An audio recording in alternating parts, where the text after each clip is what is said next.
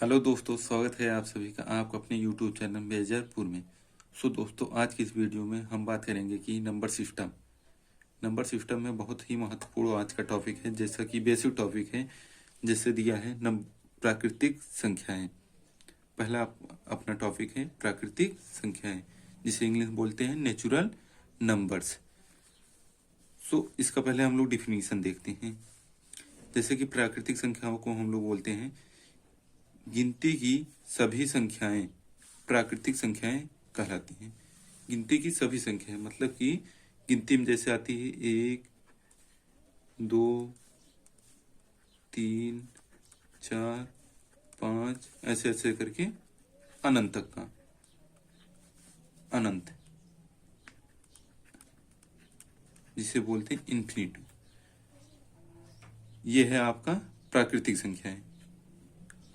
गिनती की सभी संख्याएं प्राकृतिक संख्याएं होती हैं। ये तो समझ में आ गए। दूसरा टॉपिक है पूर्ण संख्या। अब देखते हैं पूर्ण संख्याएं। पूर्ण संख्या क्या है? पूर्ण संख्या का डिफिनीशन देखिए। प्राकृतिक संख्याओं के समूह प्राकृतिक संख्याओं के समूह में यदि शून्य को शामिल कर लिया जाए तो संख्याएं पूर्ण संख्याएं कहलाती है। मतलब कि जैसे ये अपना प्राकृतिक संख्या है। प्राकृतिक संख्या में अगर ये शून्य को केवल शामिल कर लिया जाए तो क्या हो जाएगी? पूर्ण संख्याएं। क्या? पूर्ण संख्याएं। अब जैसे प्राकृतिक संख्या होती 1, 2, 3, 4 ऐसे ऐसे करके होती हैं, तो इसके आगे अगर शून्य को हम लोग जोड़ लेंगे तो ये अपना हो जाएगा पूर्ण संख्याएं। इसे बोलते हैं होल नंबर्स।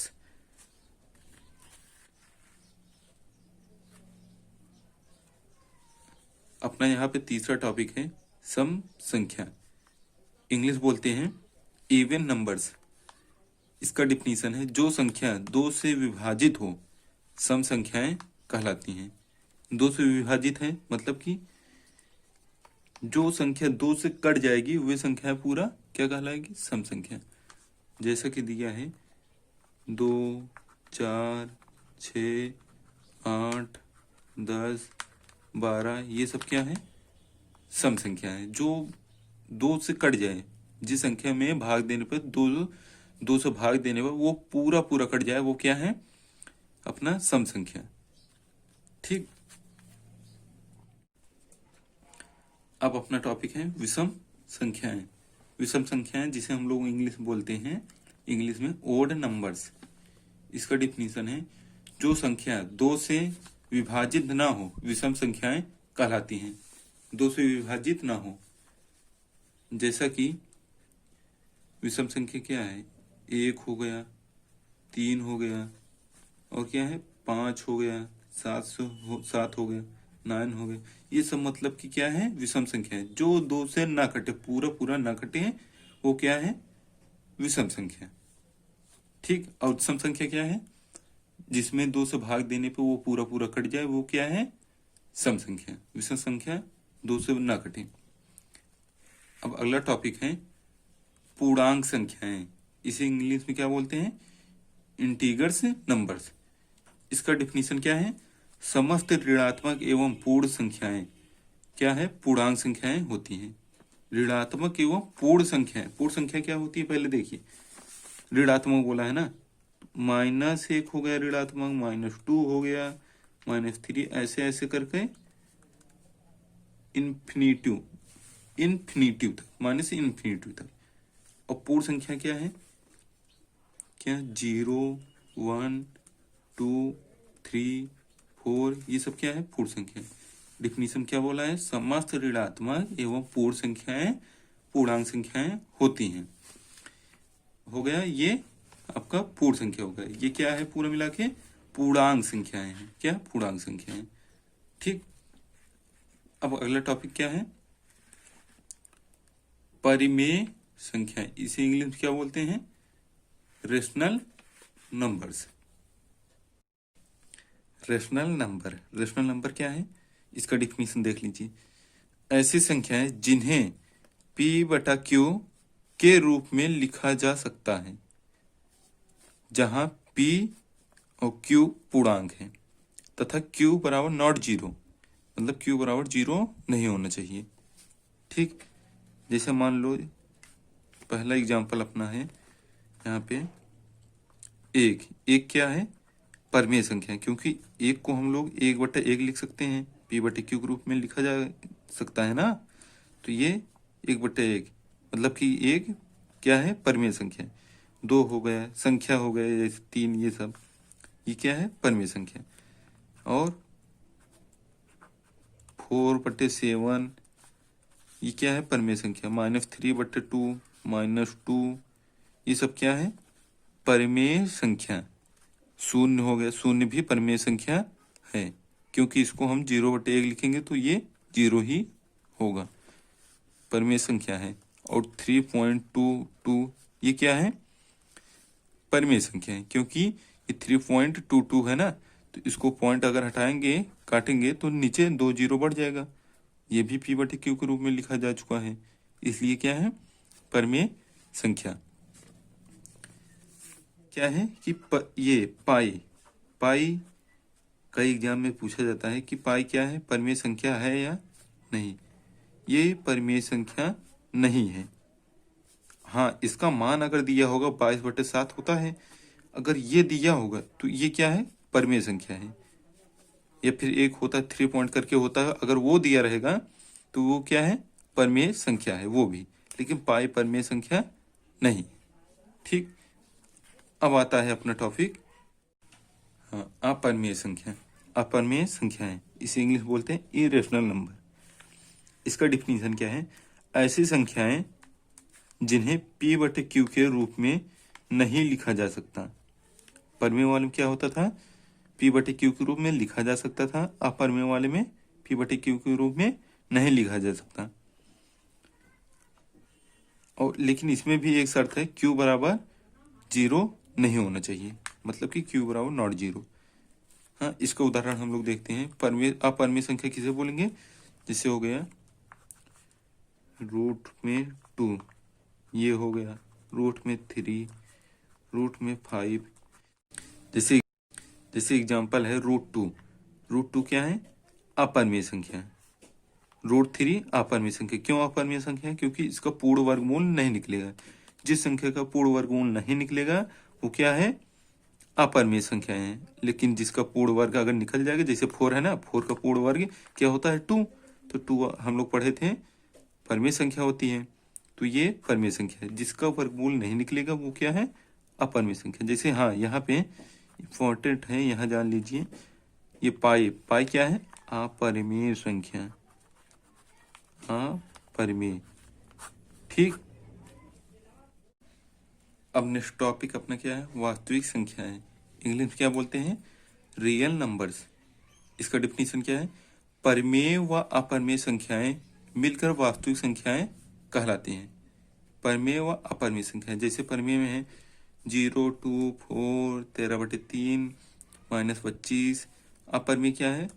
-√3 या √3, √2, √5, ये सब क्या है? अपरमेय संख्या। ठीक, अपरमेय संख्या, ये अपरमेय और परमेय संख्या मिलकर क्या होती है? वास्तविक संख्याएं। वास्तविक संख्याएं। हाँ, थोड़ा यहाँ पे कनेक्ट करके याद कर लीजिए। जैसे मान लो यहाँ पे √5 बटा का √16, ये क्या है? परमेय संख्या है कि अपरमेय संख्या है? तो ये क्या है? परमेय संख्या नहीं है, मतलब कि अपरमेय संख्या। क्यों है अपरमेय संख्या? क्यों है?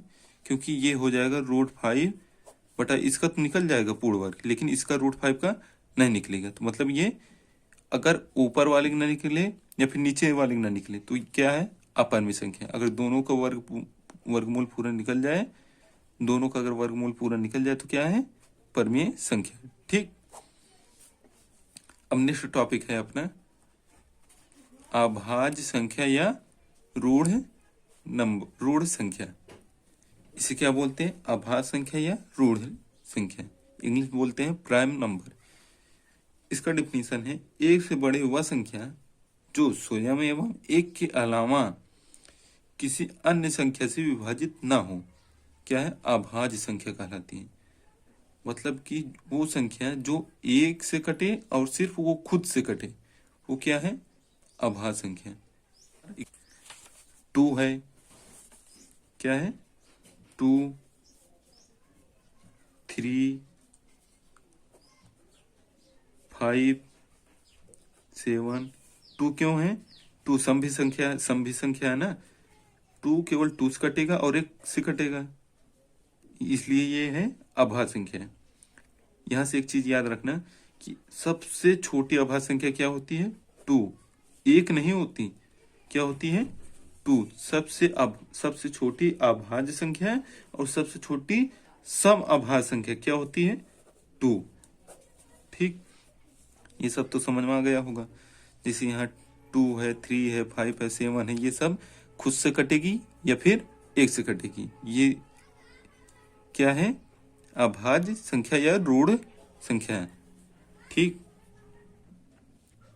अब नेक्स्ट टॉपिक अपना क्या है, यौगिक संख्या, जिसे हम लोग बोलते हैं अभाज्य संख्या। इसका डिफिनीशन क्या है, जो संख्या स्वयं और 1 के अलावा किसी अन्य संख्या से भी, मतलब किसी दूसरे संख्या से भी विभाजित हो, यौगिक संख्या कहलाती है। एग्जाम्पल इसका देख लीजिए, जैसे है 8 है, 8 क्या है, खुद से भी कटेगी और 4 से भी कट जाएगी, 2 से भी कट जाएगी, ये क्या है, यौगिक संख्या। 4 भी है, 4 खुद से कट जाएगी और 2 से भी कट जाएगी, 1 के अलावा 2 भी है ना, 2 से भी कट जाएगी। इसमें बोला है 1 के अलावा किसी अन्य संख्या से भी विभाजित हो, स्वयं और 1 के अलावा, मतलब कि ये 4 स्वयं है और 1 से तो कटना ही है, तो उसके बाद 2 से भी ये कटती है, इसलिए ये क्या है, यौगिक संख्या, जिसे हम लोग बोलते हैं भाज्य संख्या। ये है 12, 10, ये सब क्या है, यौगिक संख्या। 9 3 से कट जाएगी, हाँ, ये सब क्या है, यौगिक संख्या, भाज्य संख्या। अब नेक्स्ट टॉपिक अपना क्या है, जुड़वा अभाज्य संख्या। जुड़वा अभाज्य संख्या क्या है, इसको समझिए। जुड़वा अभाज्य संख्या क्या है, देखिए इसका डिफिनीशन है, यदि 2 अभाज्य संख्याओं के बीच 2 का अंतर हो तो वे दोनों जुड़वा अभाज्य संख्याएं कहलाती हैं। अगर 2 संख्याओं के बीच 2 का अंतर है तो वो क्या है, जुड़वा अभाज्य संख्या है। मतलब कि 2 अभाज्य जिनके बीच में 2 का अंतर हो, क्या है, 2 का अंतर है तो क्या है, जुड़वा अभाज्य संख्या। जैसे 11 है और 13, ये 11 और 13, इनके बीच में 2 का अंतर है, ये भी अभाज्य है, ये भी अभाज्य है। एक उदाहरण और देख लो, 29 है और 31, ये सब क्या है, जुड़वा अभाज्य संख्या, इनके बीच में क्या 2 का अंतर है ना, तो ये क्या है, जुड़वा अभाज्य संख्या। ये सब आपका अपना ये क्या है, ये सब बेसिक टॉपिक है। ठीक, ये सब जानना जरूरी था। हाँ, लेकिन एक बात और दोस्तों, अगर वीडियो अच्छी लगी हो, थोड़ा भी अगर अच्छी लगी हो, तो क्या करना है आप लोग समझते हैं, लाइक, शेयर एंड सब्सक्राइब।